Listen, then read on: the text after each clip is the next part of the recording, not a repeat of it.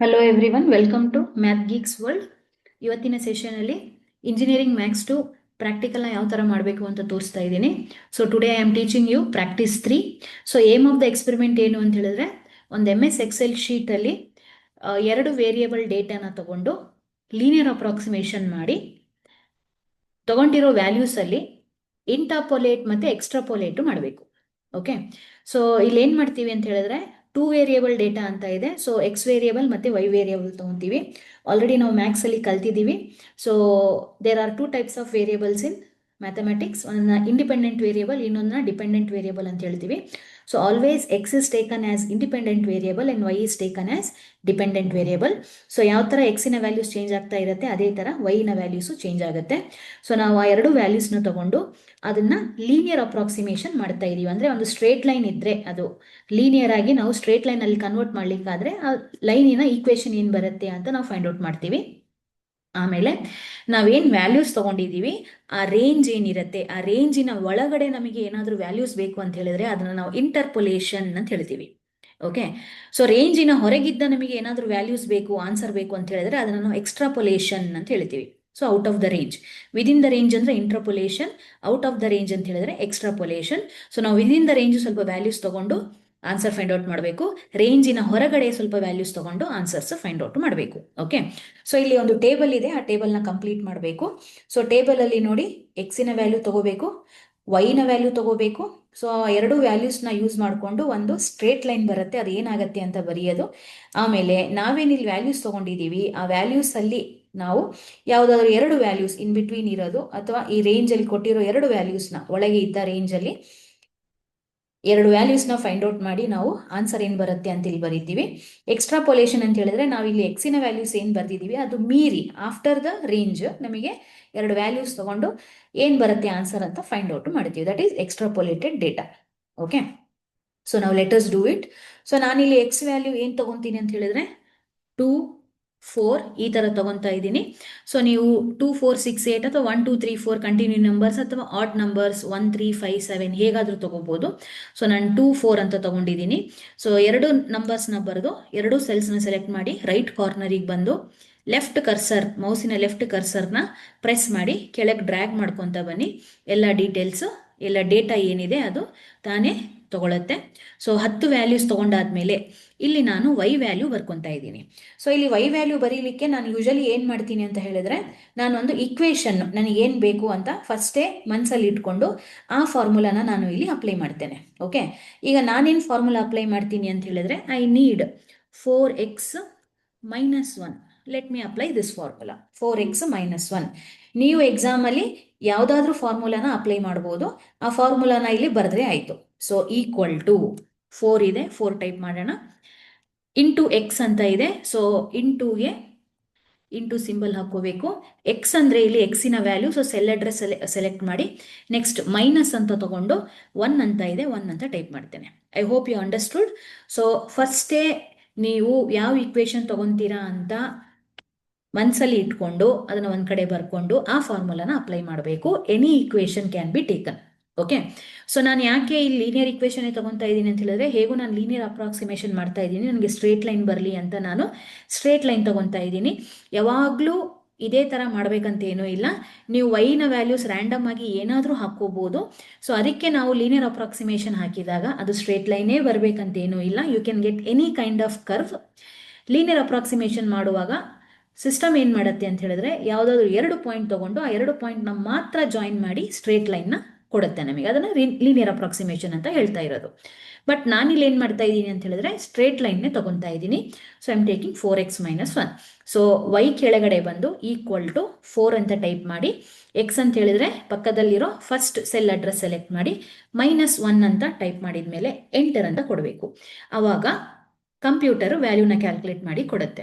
So ಆ ಸೆಲ್ನ select ಮಾಡಿ ರೈಟ್ ಸೈಡ್ ಕಾರ್ನರಿಗೆ ಬಂದು ಡ್ರ್ಯಾಗ್ ಮಾಡಿದರೆ ನಮಗೆ ಎಲ್ಲ ವೈ ವ್ಯಾಲ್ಯೂಸು ಸಿಗುತ್ತೆ. ಓಕೆ, ನೆಕ್ಸ್ಟ್ ಈ ಎರಡು ಎಕ್ಸ್ ಮತ್ತೆ ವೈ ವ್ಯಾಲ್ಯೂಸ್ನ ಸೆಲೆಕ್ಟ್ ಮಾಡಿಕೊಂಡು you have to go to graph. Okay, ಇನ್ಸರ್ಟಿಗೆ ಹೋಗಬೇಕು. ಇನ್ಸರ್ಟಲ್ಲಿ ಇಲ್ಲಿ ಡಾಟೆಡ್ ಗ್ರಾಫ್ ಕಾಣಿಸ್ತಾ ಇದೆಯಲ್ಲ, ಅದನ್ನು ನಾವು ಸ್ಕ್ಯಾಟರ್ ಚಾರ್ಟ್ ಅಂತ ಹೇಳ್ತೀವಿ. ಸೊ ಅದನ್ನು ಕ್ಲಿಕ್ ಮಾಡಬೇಕು. ಸ್ಕ್ಯಾಟರ್ ಚಾರ್ಟಲ್ಲಿ ಸೆಕೆಂಡ್ ಒಂದು ತಗೋಬೇಕು, ವಿತ್ ಮಾರ್ಕರ್ಸ್ ಅಂತ ಬರುತ್ತೆ, ಅದನ್ನ ಕ್ಲಿಕ್ ಮಾಡಿ. ಸೊ ಒಂದು ಗ್ರಾಫ್ ಬರುತ್ತೆ. ಸೊ ಇದನ್ನ ನಾನು ಇಲ್ಲಿಗೆ ಶಿಫ್ಟ್ ಮಾಡ್ಕೊತೀನಿ. ಸೊ ಇಲ್ಲಿ ಗೆಟ್ ಎ ಗ್ರಾಫ್. ಈ ಗ್ರಾಫ್ ಅಲ್ಲಿ ನಿಮಗೆ ಏನು ಸ್ಟ್ರೇಟ್ ಲೈನ್ ಬಂದಿದೆ, ಯು ಕ್ಯಾನ್ ಸಿ ಒಂದು ಸ್ಟ್ರೇಟ್ ಲೈನ್ ಬಂದಿದೆ. ಸೊ ಆ ಲೈನ್ ಮೇಲೆ ಕ್ಲಿಕ್ ಮಾಡಿ, ಲೆಫ್ಟ್ ಕ್ಲಿಕ್ ಮಾಡಬೇಕು, ಆಮೇಲೆ ರೈಟ್ ಕ್ಲಿಕ್ ಮಾಡಬೇಕು. ರೈಟ್ ಕ್ಲಿಕ್ ಮಾಡಿದಾಗ ಒಂದು ವಿಂಡೋ ಓಪನ್ ಆಗುತ್ತೆ. ಅದರಲ್ಲಿ ಆಡ್ ಟ್ರೆಂಡ್ ಲೈನ್ ಅಂತ ಇದೆ, ಅದನ್ನು ಕ್ಲಿಕ್ ಮಾಡಿ. ಈಗ ಇನ್ನೊಂದು ವಿಂಡೋ ಓಪನ್ ಆಗುತ್ತೆ, ಅದರಲ್ಲಿ ಲೀನಿಯರ್ ಕ್ಲಿಕ್ ಆಗಿರಬೇಕು. ಆಗಲಿಲ್ಲ ಅಂದರೆ ಕ್ಲಿಕ್ ಮಾಡ್ಕೊಳ್ಳಿ. So linear. ನೆಕ್ಸ್ಟ್ ಕೆಳಗೆ ಸ್ಕ್ರಾಲ್ ಮಾಡಿ, ಇಲ್ಲಿ ನನಗೆ ಇಲ್ಲೇ ಕಾಣಿಸ್ತಾ ಇದೆ. ಸೊ ಲಾಸ್ಟ್ 2 ಬಟನ್ಸ್ ಏನಿದೆ, ಬಾಕ್ಸಸ್ ಇದೆ, ಚೆಕ್ ಮಾಡಬೇಕು. ಅಂದರೆ display equation on the chart click ಮಾಡ್ತೀನಿ. Display R² value on the chart ಅಂತ ಇದೆ, ಅದನ್ನು ನಾನು ಕ್ಲಿಕ್ ಮಾಡಿ ಕ್ಲೋಸ್ ಮಾಡ್ತೀನಿ. ನಾವು you can see equation of the straight line is y is equal to 4x - 1. ನಾನು ಏನು ತಗೊಂಡಿದ್ದೆ ಅದೇ ಬರುತ್ತೆ, ಆಯ್ತಾ. R² ವ್ಯಾಲ್ಯೂ 1 ಅಂತ ಬಂದಿದೆ. ಸೊ ಈಗ ಇಲ್ಲೇನು ಇಕ್ವೇಶನ್ ಬಂದಿದೆ ನಾನು ಇಲ್ಲಿ ಬರೀತೇನೆ. So equation is y is equal to 4x minus 1. This is the linear approximation I have got. Next ಏನು ಮಾಡೋದು, ಇಂಟರ್ಪೊಲೇಟೆಡ್ ವ್ಯಾಲ್ಯೂ ತಗೋಬೇಕು. ಇಂಟರ್ಪೊಲೇಟೆಡ್ ವ್ಯಾಲ್ಯೂ ಅಂತ ಹೇಳಿದ್ರೆ ಇಲ್ಲಿ ಎಕ್ಸ್ ಅಲ್ಲಿರೋ 2 ಮತ್ತು 20, ಇದು 10 ವ್ಯಾಲ್ಯೂಸ್ ಏನಿದೆ, ಇಲ್ಲಿರೋ 10 ವ್ಯಾಲ್ಯೂಸ್ ಒಳಗಡೆ ಯಾವುದಾದ್ರೂ 2 ವ್ಯಾಲ್ಯೂಸ್ನ ನಾನು ಯೂಸ್ ಮಾಡ್ಕೊತೀನಿ. ಯಾವುದಾದ್ರೂ 2 ಅಂತ ಹೇಳಿದ್ರೆ 4 ತಗೋಬೇಕಾ? 4 ಬೇಡ, ಯಾಕಂದರೆ 4ಗೆ ಆಲ್ರೆಡಿ ನನಗೆ ಆನ್ಸರ್ ಗೊತ್ತಿದೆ. 8 ತಗೋಬೇಕಾ? ಅದು ಬೇಡ, ಅದಕ್ಕೆ ಆನ್ಸರ್ ಗೊತ್ತಿದೆ. 2 ಮತ್ತು 20 ಒಳಗೆ ಯಾವ ವ್ಯಾಲ್ಯೂ ನನಗೆ ಇಲ್ಲಿ ಕಾಣಿಸ್ತಾ ಇಲ್ಲ ಆ ವ್ಯಾಲ್ಯೂನ ತಗೊತೀನಿ. ಸೊ 2 ಆದಮೇಲೆ 4 ಇದೆ. So I can see there is no number 3. So I will find out the value for 3. Okay. Next ಇನ್ನೊಂದು ಪಾಯಿಂಟು, 8 ಮತ್ತು 10 ಇದೆ, 9 ವ್ಯಾಲ್ಯೂ ನನಗೆ ಗೊತ್ತಿಲ್ಲ, ಹಾಗಾಗಿ 9ಗೆ ಏನು ಆನ್ಸರ್ ಬರುತ್ತೆ ಅಂತ ನಾನು ಫೈಂಡ್ ಔಟ್ ಮಾಡ್ತೇನೆ. ಸೊ ನಾನು ಇಲ್ಲಿ ಎಕ್ಸಿನ ವ್ಯಾಲ್ಯೂಸ್ ಯಾವ ಥರ ತಗೊಂಡಿದ್ದೀನಿ, ನಾನಿಲ್ಲಿ ತಗೊಂಡಿರೋ ಸಂಖ್ಯೆ ಏನಿದೆ, ರೇಂಜ್ ಏನಿದೆ 2 to 20, ಈ 2 to 20 ಒಳಗೆ ಯಾವುದಾದ್ರೂ 2 ವ್ಯಾಲ್ಯೂಸ್ ತಗೋಬೋದು. ಸೊ ನೀವು ಆಡ್ ನಂಬರ್ಸ್ ತಗೊತಾ ಇದ್ದೀರಾ, 1, 3, 5, 7 ಅಂತ ಹೇಳಿದ್ರೆ 1 ಆದಮೇಲೆ 2 ಇಲ್ಲ, 2 ತಗೋಬೋದು. 3 ಆದಮೇಲೆ 5 ಬರುತ್ತೆ. ಸೊ 4 ಇರೋದಿಲ್ಲ, 4 ತಗೋಬೋದು. Okay. No if you say ನಾನು 1, 2, 3, 4 ಕಂಟಿನ್ಯೂ ತಗೊಂಡಿದ್ದೀನಿ ಅಂತ ಹೇಳಿದ್ರೆ, okay, you have taken 1, 2, 3 continue ತಗೊಂಡಿದ್ದೀವಿ, ಅವಾಗ ಏನು ಮಾಡೋದು ಅಂತ ಹೇಳಿದ್ರೆ 1.5, 2.5 ಆ ಥರ ನಾವು ವ್ಯಾಲ್ಯೂಸ್ನ ತಗೋಬೋದು. ಓಕೆ. ಸೊ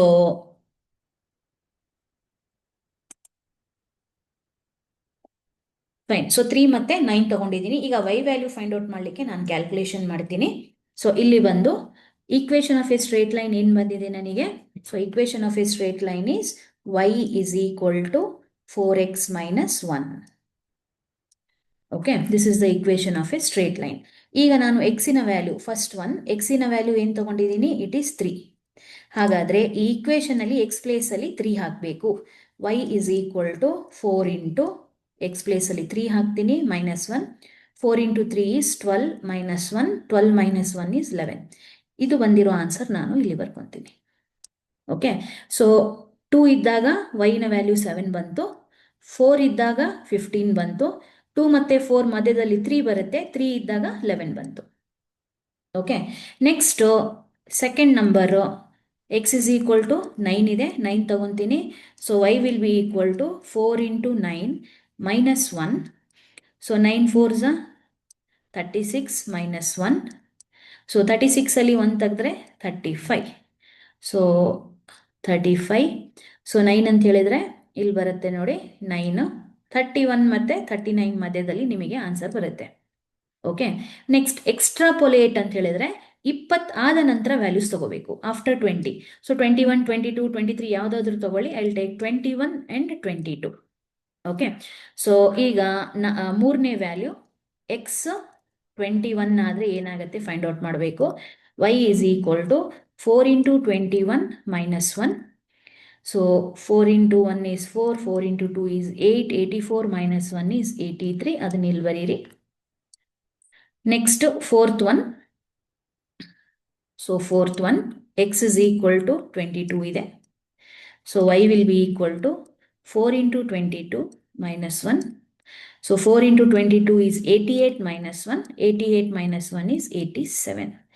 ಸೊ ಈ ರೀತಿಯಲ್ಲಿ 2 ವೇರಿಯೇಬಲ್ಸ್ನ ಯೂಸ್ ಮಾಡಿಕೊಂಡು ನಾವು ಅದರ ಲೀನಿಯರ್ ಅಪ್ರಾಕ್ಸಿಮೇಷನ್ ಏನಾಗುತ್ತೆ ಅಂತ ಗ್ರಾಫ್ ಯೂಸ್ ಮಾಡಿಕೊಂಡು ನಾವು ಲೀನಿಯರ್ ಅಪ್ರಾಕ್ಸಿಮೇಷನ್ ಫೈಂಡ್ ಔಟ್ ಮಾಡಿ ವ್ಯಾಲ್ಯೂಸ್ನ ಇಂಟರ್ಪೊಲೇಟ್ ಮತ್ತು ಎಕ್ಸ್ಟ್ರಾಪೊಲೇಟ್ ಮಾಡಬಹುದು.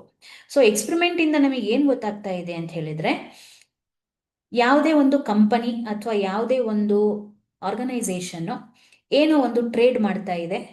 ಓಕೆ, ಸೊ ಆ ಟ್ರೇಡಿಂಗಲ್ಲಿ ಅಂದರೆ ಏನು, ಯಾವುದೇ ಒಂದು ಮಾರಾಟ ಮಾಡ್ತಾ ಇದ್ದಾರೆ ಅಂತ ಹೇಳಿದ್ರೆ, ಸೊ ಪ್ರತಿದಿನ ಎಷ್ಟು ಅಮೌಂಟು ಪ್ರಾಫಿಟ್ ಆಗಿದೆ ಅಂತ ನಾವು ವ್ಯಾಲ್ಯೂಸ್ನ ಬರ್ಕೊಂಡ್ರೆ, ಸೊ ಅದರ ಲೀನಿಯರ್ ಅಪ್ರಾಕ್ಸಿಮೇಷನ್ ಏನಾಗುತ್ತೆ ಅಂತ ಫೈಂಡ್ ಔಟ್ ಮಾಡಿ, ಮಧ್ಯ ದಿನದಲ್ಲಿ ಏನು ನಮಗೆ ಪ್ರಾಫಿಟ್ ಬರುತ್ತೆ ಅಥವಾ ಫ್ಯೂಚರಲ್ಲಿ ಏನು ಪ್ರಾಫಿಟ್ ಬರಬಹುದು ಅಂತ ನಾವು ಫೈಂಡ್ ಔಟ್ ಮಾಡ್ಲಿಕ್ಕಾಗತ್ತೆ. So using straight lines, using the line, graph ಹಾಕಿದ ಮೇಲೆ we can see what is the trend in the market ಅಂತ ಹೇಳ್ತೀವಿ. ಟ್ರೆಂಡ್ ಅಂತ ಹೇಳಿದ್ರೆ ಫ್ಯೂಚರಲ್ಲಿ ವ್ಯಾಲ್ಯೂ ಏನಾಗುತ್ತೆ, ಇನ್ಕ್ರೀಸ್ ಆಗುತ್ತಾ ಡಿಕ್ರೀಸ್ ಆಗುತ್ತಾ, ಇನ್ಕ್ರೀಸ್ ಆದರೆ ಎಷ್ಟು ಪ್ರಾಫಿಟ್ ಆಗುತ್ತೆ, ಡಿಕ್ರೀಸ್ ಆದರೆ ಎಷ್ಟು ಲಾಸ್ ಆಗುತ್ತೆ ಅಂತ ನಮಗೆ ಸ್ಟ್ರೇಟ್ ಲೈನಿಂದ ಫೈಂಡ್ ಔಟ್ ಮಾಡಲಿಕ್ಕೆ ಬರಬೇಕು. So this experiment shows that we can find the interpolated value and extrapolated value. ಅಂದರೆ ಫ್ಯೂಚರಲ್ಲಿ ಏನಾಗುತ್ತೆ, ಟ್ರೆಂಡ್ ಏನಾಗುತ್ತೆ, ಚೇಂಜಸ್ ಏನಾಗುತ್ತೆ, ಯಾವ ಥರ ಆಗುತ್ತೆ ಅಂತ ಈ ಎಕ್ಸ್ಪೆರಿಮೆಂಟಿಂದ ನಾವು ನೋಡ್ಬೋದು. ಓಕೆ, ಸೊ ಇಲ್ಲಿಗೆ ಎಕ್ಸ್ಪೆರಿಮೆಂಟು ಕಂಪ್ಲೀಟ್ ಆಯಿತು.